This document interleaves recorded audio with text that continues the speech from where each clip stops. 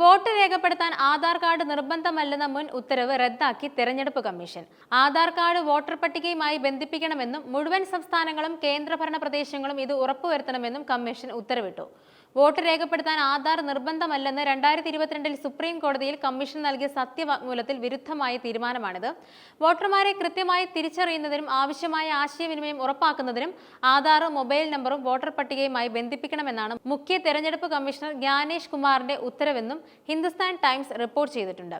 2015 ഫെബ്രുവരിയിൽ കേന്ദ്ര സർക്കാർ വോട്ടർ പട്ടിക ആധാർ ബന്ധിപ്പിക്കലിന് പദ്ധതി തയ്യാറാക്കിയിരുന്നു. എന്നാൽ ജസ്റ്റിസ് പുട്ടസ്വാമി കേസിൽ സുപ്രീം കോടതിയുടെ ഇടക്കാല ഉത്തരവിനെ തുടർന്ന് നടപടികൾ മരവിപ്പിച്ചു. 2017 ഓഗസ്റ്റിൽ ഇതേ കേസിലെ അന്തിമ വിധിയിൽ അവശ്യ സേവനങ്ങൾ നൽകുന്നതിന് കേന്ദ്ര സംസ്ഥാന സർക്കാരുകൾ ആധാർ നിർബന്ധമാക്കരുതെന്ന് സുപ്രീം കോടതി ഉത്തരവിട്ടു.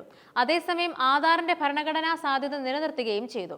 ഇതിന് പിന്നാലെ 2021 1950 പ്രാതിനിധ്യ നിയമം, 1960 രജിസ്ട്രേഷൻ ഓഫ് ഇലക്ടേഴ്സ് റൂൾസ് എന്നിവയിൽ ഭേദഗതി നടപ്പാക്കിക്കൊണ്ട് ബന്ധിപ്പിക്കൽ നടപ്പിലാക്കാൻ ശ്രമം നടത്തി. ഇതിനെതിരായ ഹർജിയിൽ വോട്ട് രേഖപ്പെടുത്താൻ ആധാർ നിർബന്ധമല്ലെന്ന് 2022 കമ്മീഷൻ സുപ്രീം കോടതിയെ അറിയിച്ചിരുന്നു. അന്നത്തെ നിയമമന്ത്രി കിരൺ റിജിജു വോട്ടിന് ആധാർ നിർബന്ധമല്ലെന്ന് പാർലമെന്റിലും അറിയിച്ചിരുന്നു.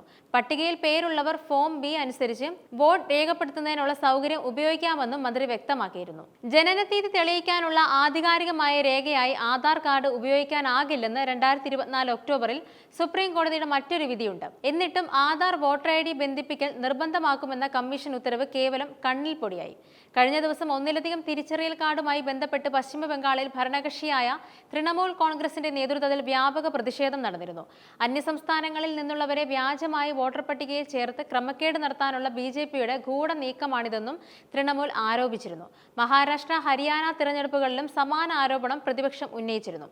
ഇതിൽ നിന്നും തലയൂരാനാണ് വോട്ടർ പട്ടികയും ആധാറുമായി ബന്ധിപ്പിക്കാനുള്ള തീരുമാനവുമായി തിരഞ്ഞെടുപ്പ് കമ്മീഷൻ രംഗത്ത് വന്നിരിക്കുന്നതെന്നാണ് വിലയിരുത്തൽ.